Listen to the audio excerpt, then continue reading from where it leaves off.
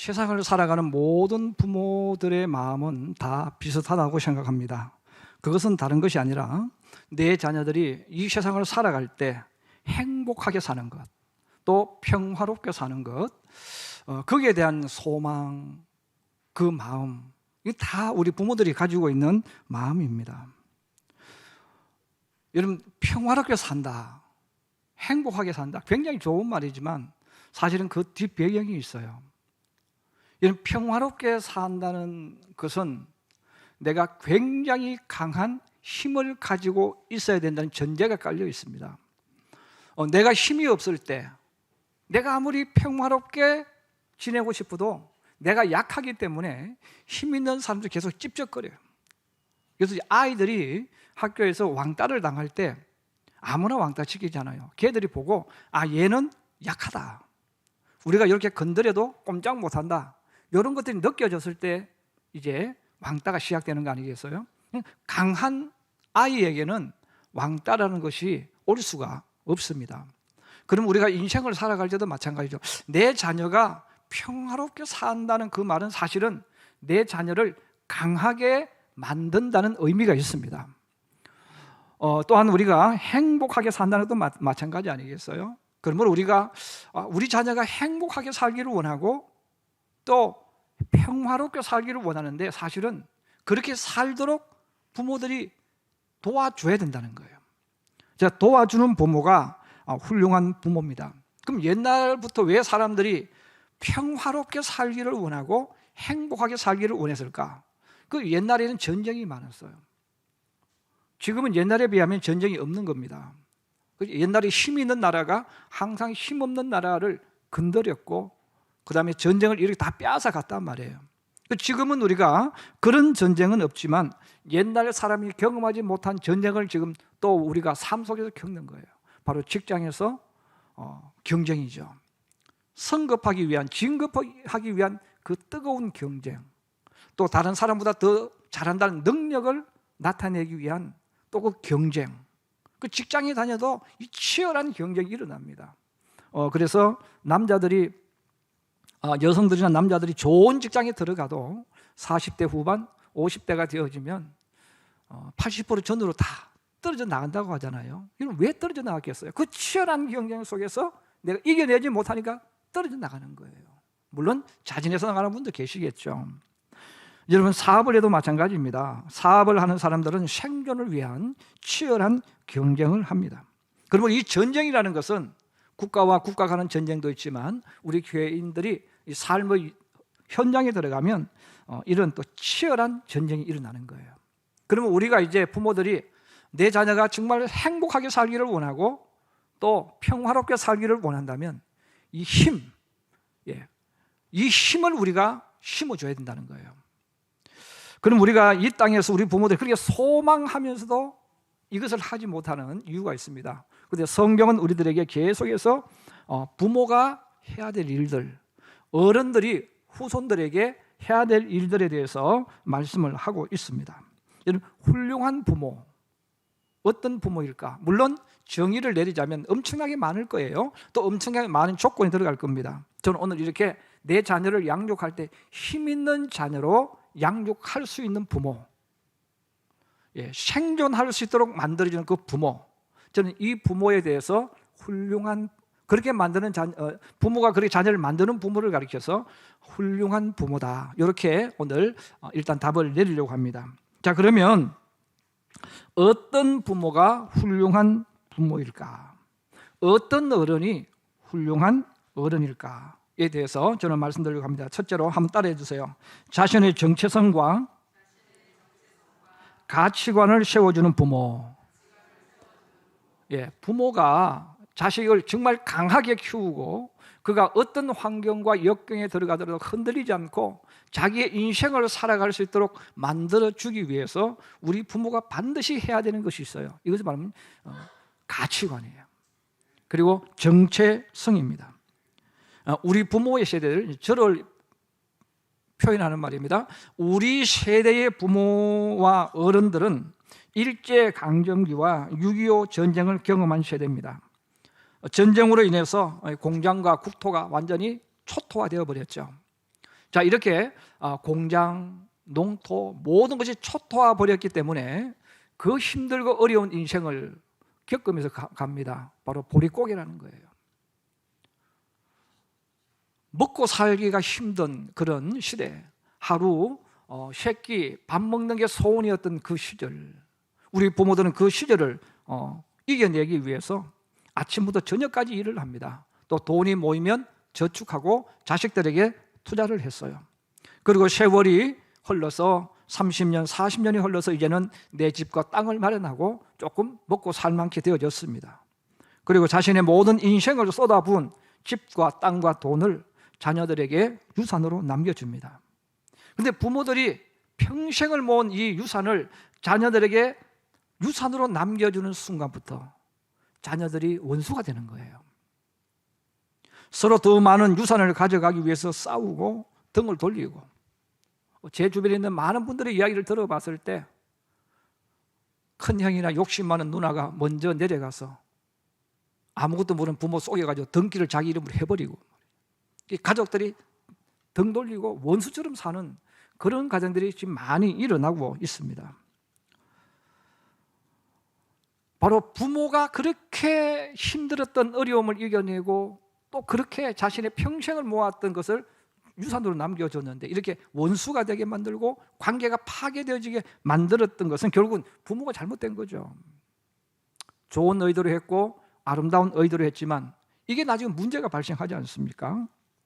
자, 이것은 바로 우리 부모 세대들이 알지 못했던 것이 바로 이거예요. 자녀들에게 유산으로 남겨주는 거 참 좋은 거예요. 안 남겨주는 것보다 남겨주는 것은 정말 좋은 겁니다. 그런데 이 유산을 남겨주기 이전에 그것보다 더 앞서는 것이 있다는 거예요. 그것보다 더 중요한 것이 있다는 겁니다. 바로 그것이 가치관과 정체성입니다. 그래서 이 가치관은 설명을 제가 많이 해야 되기 때문에 여러분들이 스마트폰을 한번 검색해 보세요. 그게 여러 가지 종류로 많이 설명해 놨어요. 여러분 정체성이 무언가도 스마트폰 한번 해보면 다 답이 나와요. 여호수아와 이스라엘 장로들은 물질을 유산으로 남겨주기 이전에 바로 가장 중요한 이 가치관, 이 정체성을 자녀들에게, 후손들에게 심어준 것입니다. 여러분, 하나님을 믿는 이스라엘 민족에게 가장 중요한 가치관, 그들의 삶 속에서 가장 첫 번째가 되어져야 되는 것이 있습니다. 바로 그것은 신앙입니다. 그것은 여호와 하나님입니다. 신앙은 뭐냐? 여호와 하나님이에요. 그래서 하나님께서 이스라엘 민족에게 이걸 가르쳐 주신 거예요. 그리고 계속해서 반복해서 하나님께서 이스라엘 민족에게 가르쳐 주신 것이 이 가치관과 정체성이라는 단어입니다. 우리 성경 한번 찾아보실까요? 신명기 6장 4절에서 5절입니다. 신명기 6장 4절에서 5절, 여러분 많이 들었던 말씀이에요. 우리 같이 말씀 봉독하겠습니다. 시작. 이스라엘아 들으라. 우리 하나님 여호와는 오직 유일한 여호와이시니 너는 마음을 다하고 뜻을 다하고 힘을 다하여 내 하나님 여호와를 사랑하라. 아멘. 여러분, 제가 먼저 한번 읽어 드릴 테니까 여러분들이 따라 읽으시는데 제 이름으로 하시면 안 돼요. 자, 이렇게 됩니다. 이 말씀 내 개인에게 적용되었을 때를 이야기하는 거예요. 지성구야 들으라. 성구 하나님 여호와는 오직 유일한 여호와이시니 성구는 마음을 다하고 뜻을 다하고 힘을 다하여 성구의 하나님 여호와를 사랑하라. 여러분 한번 같이 읽어봅니다. 시작.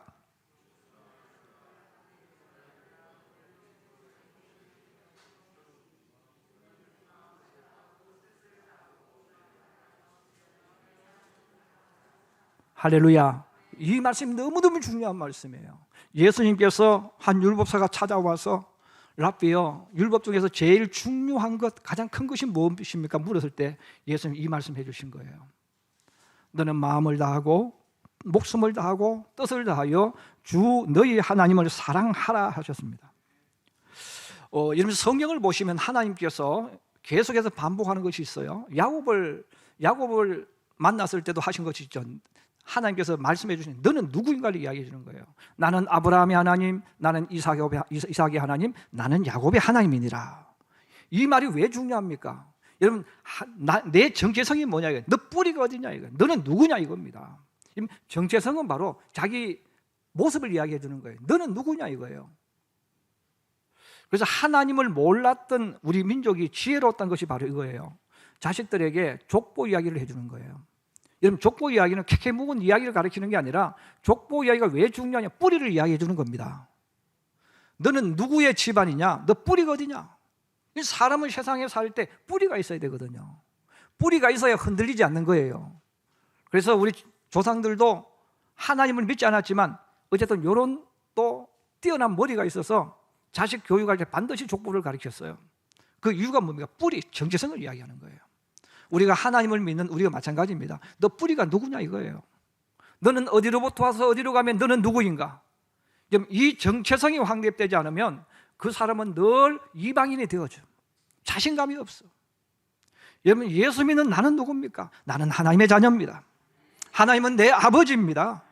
내가 누구인가에 대한 확고한 이 답이 있어야 그 아이는 어떤 곳에 들어가든 꿀리지 않는 거예요. 여러분, 왜 사람들이 명품을 자꾸 찾습니까? 자기가 명품이 뭔지를 모르니까 명품을 자꾸 찾는 거예요. 여러분, 내 성품과 내 인격과 내 모습이 명품이면 명품 뺄 필요 없는 거예요. 내가 명품이 못 되니까 자꾸 좋은 남의 명품 가져서 명품 자랑하는 거죠. 여러분, 내가 자부심 있고 긍지가 있으면 다른 사람의 것을 인정해주고 자부심을 가지는 거예요. 그런데 나에 대한 자부심이 없고 긍지가 없으니까 자꾸 남의 흉내를 내려고 하는 거야. 여러분, 하나님께서 사람을 지으셨는데 사람의 가장 아름다운 것은 그 모습 그대로입니다. 여러분, 지승구 목사의 가장 아름다운 모습은 이 모습 그대로예요. 때때로 적당한 고집도 가지고 있고 이런 고집 있는 게 나쁜 게 아니에요. 그 사람이 주신 하나님의 아름다움이란 말이에요. 때로는 자기 나름대로 어떤 또 다른 모습이 있잖아요. 내가 자부심이 없으면 자꾸 남을 닮아가려고 하는데 좋은 것은 닮아야 되지만 내 정체성까지 잃어버리면 안 되잖아요. 그러나 하나님께서 이스라엘 민족에게 바로 이 가치관, 너가 이 세상에 살 때 제일 1순위가 뭐가 돼야 되느냐, 그것과 더불어서 너는 누구인가에 대한 이 정체성입니다. 이것을 심어주지 않으면 우리는 이 땅에 살 때 재물을 주면 재물 때문에 싸우고 재물 때문에 망하는 거예요.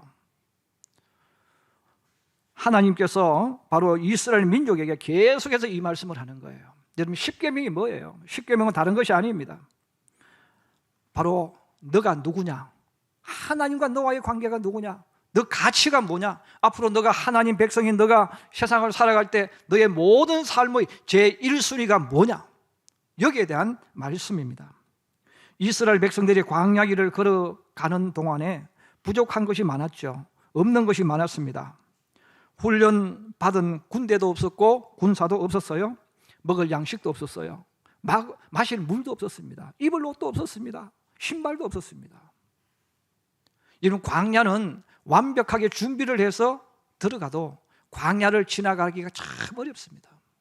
생존하기가 참 어려운 것이 광야입니다. 그런데 이스라엘 백성들은 옷도 없죠, 신발도 없죠, 먹을 양식도 없죠, 물도 없죠, 아무것도 없는 거예요. 그런데 이스라엘 백성이 광야를 지나가는 거예요. 광야를 횡단해서 젖과 꿀이 흐르는 가나안에 들어갔습니다. 왜 그랬을까요? 여호수아는 그걸 경험한 거예요. 체험했어요. 여호수아 시대의 장로들도 그걸 경험했어요. 체험했어요. 그들이 그 광야 길을 걸어가면서 체험하고 깨달은 것이 뭡니까? 재물이 없어도, 양식이 없어도, 물이 없어도, 옷이 없어도, 신발이 없어도 하나님만 있으면 된다는 거예요.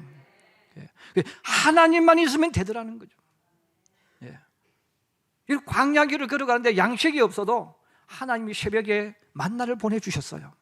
그 만나 먹으니까 되는 거예요. 반석을 터뜨려서 반석에서 생수가 나오게 하셔서 그 물을 마시게 하셨단 말이에요.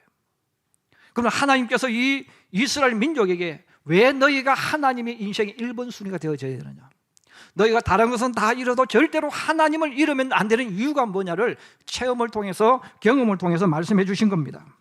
그렇습니다. 이런 광야 길을 걸어갈 때 없는 것이 가득해도 주님만 있으면 문제가 해결될 줄로 믿습니다. 이게 하나님이 가르친 40년의 방법이에요. 그러므로 옷 없어도 하나님이 있게 만들어주세요. 예. 이런 물이 없어도 하나님께서 상상할 수 없는 방법으로 물이 나오게 만들어주시는 거예요. 예. 길이 없어도 하나님께서 구름 기둥과 불 기둥만 보고 걸어가니까 길이 나타나는 거예요. 이게 하나님의 역사입니다. 그 하나님의 역사이기 때문에 너희는 항상 하나님만 있으면 된다. 예. 세상 사람이 보면 바보죠. 근데 여호수아는 그걸 경험했어요. 그래서 여호수아가 경험하고 세겜의 장로들을 모아놓고 이야기하잖아요. 나와 내 집은 여호와를 섬기겠다. 여호와를 섬긴다는 말은 우리 모든 삶의 1순위는 하나님이다, 그 말입니다. 그리고 장로들이 또 경험을 했지 않습니까? 여호수아가 그렇게 말할 때 그들도 같이 결단을 합니다. 오늘 성경은 이렇게 그들이 가치관과 정체성을 확립하고 하나님 말씀 붙잡고 살아갈 때에 바로 행복한 삶, 평화로운 삶을 주셨다는 겁니다. 그 결론을 31절에 그렇게 표현했어요. 우리 31절 한번 같이 보실까요? 31절입니다. 시작. 이스라엘이 여호수아가 사는 날 동안과 여호수아 뒤에 생존한 장로들 곧 여호와께서 이스라엘을 위하여 행하신 모든 일을 아는 자들이 사는 날 동안 여호와를 섬겼더라. 아멘. 여호와를 섬겼다는 이 단어는 뭐냐면 그들이 광야길을 걸어갈 때 없는 것이 많았지만 즐겁게 행복하게 가나안을 광야를 걸어간 것처럼 가나안에 들어와서도 평화롭게 살았다는 거예요. 여러분, 그래서 평화롭게 산다는 말은 엄청난 힘, 엄청난 능력이 없으면 절대로 평화는 주어지지 않는다는 것입니다. 바로 이것은 이스라엘이 강해졌다는 거예요. 힘이 있어졌다는 거예요. 그런데 장로들이 살았던 세상을 떠난 그 이후에 그때부터 문제가 발생해요. 그래서 사사기를 읽어보시면 그렇게 하나님께서 평화를 주기를 원하고 행복을 주기를 원하셨는데 하나님을 잃어버립니다. 제1순위가 하나님이 아닌 거죠. 어느 순간 바뀌어지는 거예요. 그때부터 여러분 가나안 사사기 1장에 일어나는 사건들이에요. 계속해서 공격 당하고 어려움 당하고. 그리고 하나님을 믿어도 여러분 예수 믿는 사람 잘 보셔야 돼요. 여러분 교회 다녀도 다 복 받는 게 아닙니다. 어떤 사람은 교회 다녀도요 지질이 고생해. 계속 고생해. 왜? 삶의 1순위가 잘못되었기 때문에. 그래서 예수를 믿으면 목숨 걸고 예수 믿는 거예요. 내 인생을 걸고 예수 믿는 겁니다. 내 삶의 1순위가 예수님이 되어야 되는 거예요. 여러분 그런 사람을 보세요. 그런 사람을 보면 젊었을 때 힘들고 어렵고 밑바닥 길을 걸어가도 나중에 가서 보면 그분들이 복 받아요. 그런데 교회에 왔다가 교회에 가끔 얼굴 내밀고 가는 사람들, 여러분 그런 사람들 인생을 보세요. 젊을 때 잘 나가는 것 같죠? 40 지나고 50 지나고 한번 보세요. 하나님께서 그냥 안 둬요. 하나님이 제1순위가 되는 사람은 하나님이 내 능력 되시고 하나님이 나의 힘이 되시기 때문에 나도 모르게 평화가 오는 거예요. 나도 모르게 행복이 오는 거예요. 저는 우리 성도들이 그 길을 걸어갈 수 있기를 주의 이름으로 축복합니다. 그러므로 우리는 자녀를 양육할 때 세상은 세상의 방법으로 가르치는 거예요. 그런데 예수 믿는 우리들은 재물을 나눠주기 전에 너는 누구인가? 너의 인생의 제1순위가 누가 되어져야 되는가를 자꾸 가르쳐야 됩니다. 그런데 이것은 아무나 못 가르친다는 거예요. 왜? 내가 확신이 없으니까. 그래서 우리 부모들이 꼭 주님을 만나야 됩니다. 여러분 성령으로 충만하기를 주의 이름으로 축복합니다. 그래야 여기에 대해서 내가 확고한 거예요. 여러분 그런 자녀는요 나중에 복 받습니다. 두 번째로 한번 따라해 주세요. 자녀를 전문가로 만들어주는 부모가 되자. 자녀를 전문가로 만들어주는 부모가 되어줘야 됩니다. 사람에 대한 평가는 지금 하는 평가와 세월이 흐른 후에 하는 평가가 달라요. 자녀들이 부모에 대해서 하는 평가 마찬가지죠. 지금 하는 평가와 세월이 흐른 뒤에 하는 평가는 다릅니다. 만약에 지금 많은 돈과 재물을 유산으로 남겨주면 자녀들은 그러겠죠. 우리 아빠 엄마 최고라고. 그런데 여러분 젊어서 그 많은 재물을 가지고 이런 훈련이 안 되어진 사람은 그것 때문에 망하거든요. 그런데 여러분 내가 돈이 없어도 우리 자녀를 전문가가 되게 만들어주면 그것 때문에 먹고 삽니다. 돈이 없고 없어도 직장 없어도 전문가가 되면 직장이 찾아오는 거예요. 돈이 따라오는 거예요. 그래서 우리는 전문가를 만들어줘야 됩니다. 이제 저희 시대입니다. 지금 청소년들 시대, 저희 시대는 우리나라가 막 산업이 발달했어요. 막 산업이 발달하기 시작했기 때문에 저희 시대는 대학교만 나오면 다 들어갔어요. 왜? 자리가 없으니까. 그때 자리가 너무 많으니까 계속 공장을 세웁니다. 공장을 세우니까 그때는 대학 나온 사람이 적었거든요. 그럼 여하튼 대학만 나오면 무슨 과냐 상관없어요. 좋은데 다 들어갔어요. 그리고 학교 다닐 때 중간 성적인 사람은 어디 가지 하다가 그냥 국업 공무원이나 하자. 혹시 국업 공무원 계시는 분들 시험 들지 마세요. 그러도 하는 이야기는 아닙니다. 그래서 국업 공무원들은 그때 월급 좀 박혔으니까요. 공부 적당히 하는 애들은 할 것도 없으니까 공무원이나 하자 해서 공무원 시험을 갔어요. 제 친구들이. 그래서 그 친구들이 계장, 과장으로 다 있다가 지금 정년퇴직 다 했어요. 공부 좀 잘하는 애들은 대학 다 갔죠. 과는 상관없어. 대학교만 들어가면 돼. 왜? 대학 졸업생들이 없었으니까. 여러분들 지금 시대가 바뀌었습니다. 지금은 시대가 바뀌어서 우리가 자라던 시대하고 달라진 거예요. 그래서 지금은 대학 나오면 자리가 없어. 왜? 이미 꽉 차 있거든요. 그리고 점점 공장이 지금 있어도 점점 AI 시대가 되어지고 로봇 시대가 되어지기 때문에 이제 자꾸 사람들이 하는 일자리를 기계가 자꾸 대체하는 거예요. 자, 그러면 우리가 자랐던 이 사고방식을 가지고 자식들을 무조건 대학으로 보내려고 하는 게 나쁘냐? 나쁜 건 아니에요. 그런데 문제는 뭡니까? 시대가 바뀌고 있는 거예요. 이제는 대학을 나와서는 갈 데가 없어요. 대학을 나와도 전문적인 직업을 가지지 않으면 갈 곳이 없다 그 말이에요. 그러므로 우리는 이제는 자녀들이 내 자녀를 양육할 때 전문가로 만들어줘야 됩니다. 잠언 22장 29절에 내가 자기의 일에 능숙한 사람을 보았느냐? 이러한 사람은 왕 앞에 설 것이요 선한 자 앞에 서지 아니하리라 그랬습니다. 잠언 22장 29절에 우리에게 알려주는 말씀이 있습니다. 자기 일에 능숙한 사람, 다른 표현하면 전문가예요. 그래서 우리 자녀를 만들어줄 때 유산으로 돈을 주는 것보다 더 중요한 것이 바로 이겁니다. 내 자녀가 어느 방면에 전문가가 되게 만들어주는 거예요. 이 자기 일에 능숙한 사람은 전문가이기 때문에 전문가가 되어지면 왕 앞에 선다는 거죠. 왕은 고귀한 존재, 존귀한 존재 아닙니까? 사람들이 인정해주고 칭찬해주고 부러워하는 인물이 누굽니까? 자기 일의 전문가예요. 그 자기 일의 전문가가 되어지는 사람, 바로 이렇게 인생을 멋있게 살 수 있다는 거예요. 세상에서 말하는 이 전문가가 되기 위해서는 대략 자신의 일에 많은 시간을 투자해야 된다고 말합니다. 보통 우리가 8년에서 10년 자기가 하는 그 일에 집중적으로 매달려서 일한 사람, 그 사람을 우리가 전문가라고 표현을 하는 거죠. 운동으로 표현하면 프로 선수가 되는 수준을 말해요. 그래서 우리가 자녀들을 양육할 때 어떻게 하면 내 자식이 앞으로 이 시대를 살아가는 내 자식이 그리스도인으로서 살아갈 수 있고 자신의 삶을 열어갈 수 있도록 해줄까에 대해서 생각한다면 이제는 대학 가라고 하는 말이 목표가 되면 안 된다는 거예요. 전문가가 될 수 있도록 만들어줘야 하고 인도해줘야 됩니다. 마태복음 25장 달란트 비유가 나와요. 어떤 사람이 타국에 갈 때에 5달란트, 2달란트, 1달란트 남깁니다. 그런데 성경은 중요한 것을 우리에게 이야기해줘요. 5달란트와 2달란트 받은 사람은 그것을 가지고 장사를 했다는 거예요. 여러분, 장사를 하지 않던 사람이 장사를 하면 반드시 겪는 과정이 있어요. 실패 과정이에요. 그 장사를 하는 사람, 했던 사람이 하면 괜찮지만 장사를 안 했던 사람이 장사를 하게 되어지면 반드시 실패합니다. 그럼 여러분, 성경이 우리에게 알려주는 게 바로 이거예요. 5달란트 받은 사람, 2달란트 받은 사람이 그것을 가지고 장사를 했다는 이 말은 그런 처음 시작하면서 시행착오를 많이 겪었다는 거예요.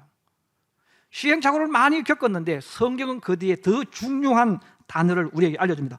오랜 후에라고 이야기해요. 만약에 주인이 돈을 맡기고 1년 후에 왔다면 이 5달란트 받은 종은 책망받았을 거예요. 왜? 처음부터 얘가 잘할 수 없잖아요. 실패도 했을 것이고 돈도 좀 까먹을 수도 있었을 것이고 여러 가지 많은 상황이 있었을 거 아니에요. 그런데 오랜 후에라고 성경은 이야기해요.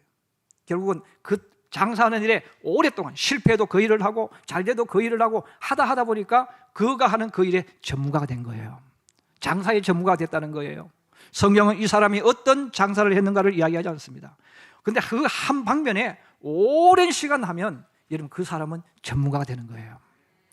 그래서 성경은 5달란트 받은 사람이 5달란트 남기는 것은 식은 중복이에요. 2달란트 받은 사람이 2달란트 만드는 게 식은 중복입니다. 왜? 전문가가 되면 되어지는 거거든요. 바로 우리 부모들이 이제는 생각을 바꿔야 됩니다.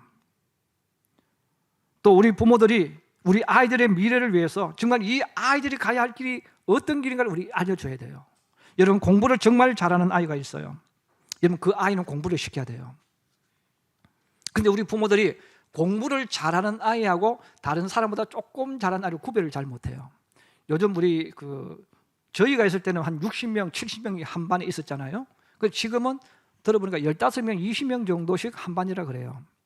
여러분 한 반의 학생이 한 20명 전후입니다. 그러면 여러분 그 반에서 5등 하는 아이가 공부를 잘하는 아이입니까? 아니면 못하는 아이보다 조금 잘하는 아이입니까? 여러분 착각하면 안 돼요. 여러분 5등 아이 못한다고 제가 말하는 게 아니에요. 그 아이가 공부로 먹고 살 만한 머리를 가지고 있냐 그 말이에요. 여러분 20명 가운데 5등은 잘한 게 아니잖아요.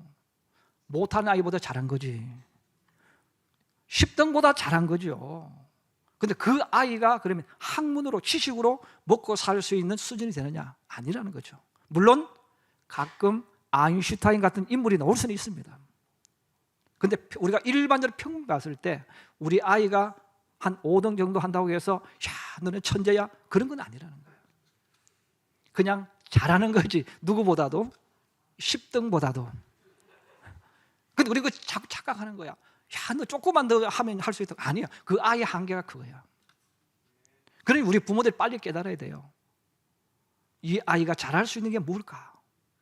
그리고 대학을 보내도 그 대학에 들어가서 전문가가 될 수 있는 과정을 밟을 수 있는 과로 보내줘야 돼요. 그럼 그거 좀 먹고 사는 거예요. 그런데 그냥 무슨 대학부터 들어가 봐 해서 대학 들어가면 그 아이는 평생 고생합니다. 그래서 우리는 공부라는 이 개념을 가질 때도 여러분 생각이 달라야 됩니다. 공부라는 것은 돈 버는 것도 공부예요. 그렇지 않습니까? 직장 다니도 공부예요. 공부라는 끝이 없고 한계가 없는 겁니다. 그러면 아이들 가운데서 어떤 아이는 손재주가 좋아. 또 어떤 아이는 음식을 잘 만들어. 그러면 대충 어깨너머로 배워서 하면 그 아이는 망한다는 거예요. 그럼 어떻게 해야 됩니까? 전문 과정, 셰프 되는 길을 걸어가야 돼요. 그래서 5년 정도, 5년, 10년 정도 죽기 살기로 밑바닥부터 고생해가면서 해야 되는 거예요. 그러면 그 아이가 10년이 지난 이후에 정말 셰프가 되어지면 그거 가지고 먹고 사는 거예요. 근데 우리 부모들이 자꾸 내 자식이 책상에 앉아있기를 원해. 여러분 책상에 앉아있는 사람 나오면 갈 데 없습니다. 여러분 좋은 회사에 들어가도 60에서 80% 이상이 다 퇴직해서 나오는데 그냥 책상 앞에서 했던 사람 막상 어떤 일을 시키면 쓸 데가 없어. 오라는 데도 없고 갈 데도 없고. 애들 대학 다니는데 그때가 문제가 있다는 거예요. 근데 전문가가 되어지면 여러분 사람들이 어떤 이야기는 할 수 있지만 떳떳한 겁니다. 돈 벌어오는 거예요. 그래서 우리가 아이를 양육할 때 우리 훌륭한 부모는 다른 게 아닙니다. 내 아이의 그 모습을 보고 그 아이가 잘할 수 있는 부분도 집중적으로 공부하게 만들어줘야 돼요. 그래서 여러분 아이 가운데서 제일 불쌍한 아이가 어떤 아이냐면 5등, 10등 하는 아이예요. 인생을 살도 똑같아요. 잘하는 것도 아니고 못하는 것도 아니고. 그래서 옛날 우리나라 부모들이 뭐라고 이야기합니까? 선무당인 사람 잡는다 그랬어요. 그런 사람 못하는 것도 아니고 잘하는 것도 아니고 전문가도 아니에요. 그래 전문가도 아니니까 실력은 있긴 있는 것 같은데 오라는 데도 없고. 왜? 그런 사람은 넘치니까. 전문가는 그 과정이 아니잖아요. 그래서 항상 인생이 힘들고 어려운 사람은 적당한 기술을 가지고 있는 사람이에요. 이것도 아니고 저것도 아니고 좀 잘하는 것 같기도 한데 못해 또. 그래서 우리가 자녀를 양육할 때 어깨 너머로 보고 배운 수준에서 그치면 안 된다는 거예요. 진짜 전문가가 되게 만들어줘야 됩니다. 그래서 여러분 자녀가 게임을 정말 잘해요. 얘는 정말 게임에 타고나서 몇 번 테스트해보고 하면 그쪽으로 먹고 살게 해줘야 돼요. 그래서 한 10년 정도 죽기 살기로 밑바닥 기면서 고생하고 그 길을 걷게 해야 돼. 그래서 꽃은 언제 핍니까? 30대가 지나야 꽃이 피는 거예요. 근데 우리 부모들은 당장 들어가서 돈 벌어 오기를 원하죠. 그 전무가 될 시간이 없어요. 그 여러분들이 아이를 양육하면서 성경이 우리에게 알려주는 겁니다. 자기 일에 능숙한 사람은 왕 앞에 설 수 있다. 부모가 그렇게 해준 게 지혜 아니겠어요? 저는 우리 성도들이 특히 부모 세대 아니겠어요? 우리 부모 세대인데 뭐 어쩌면 이제 저희와 같은 연배들은 이제는 그걸 하기도 어려워졌습니다. 그런데 여러분들 자녀가 초등학생, 중학생, 지금 고등학생, 지금 대학만 지금 다니고 있어도 우리 부모들이 빨리 결정해 줘야 됩니다. 빨리 결정하고 아이하고 많은 대화를 나누면서 대학을 들어가더라도 정말 전문적 기술을 배울 수 있는 어떤 분야 그런 데를 보내든지, 그게 안 되면 아예 정말 자기가 원하는 것이 있으면 그쪽으로 전무가 될 수 있도록 교육을 시켜줘야 돼요. 프랑스 유학 가고 지금 유학 보내줘야 돼요. 그래서 음식 배워 올 수 있으니까. 의상을 좋아하면 의상 쪽으로 보내줘야 돼요. 또 요즘은 뭐 여기저기 이야기 들어보니까 또 뭐 네일 아트도 많이 한다 그래요. 이제는 그게 좋다 나쁘다 그 개념이 아닙니다. 정말 그 아이가 좋아하고 전문성을 가지고 있으면 그것 해주면 그 아이는 그거 가지고 평생 먹고 삽니다. 이게 전문성이에요. 그래서 우리가 다시 한번 5, 6월 달을 맞이하면서 우리 부모들이 정말 내 아이가 앞으로 먹고 살 수 있는 길을 이끌어 가야 되겠는데, 이제는 대학만 들어가는 시대는 지나갔다. 그리고 어중간하게 공부하고 나오면 갈 데가 없다는 것. 그럼 이제 어떻게 해야 됩니까? 전문적인 일을 가르쳐야 된다. 다시 한번 우리가 이런 생각을 하면서 우리 부모들이 훌륭한 부모가 되고 또 자녀들에게 우리 부모님 참 감사하다 이런 말을 들을 수 있는 그 결정과 결단을 기도하면서 만들어가는 우리 성도들 되기를 주님의 이름으로 축복합니다.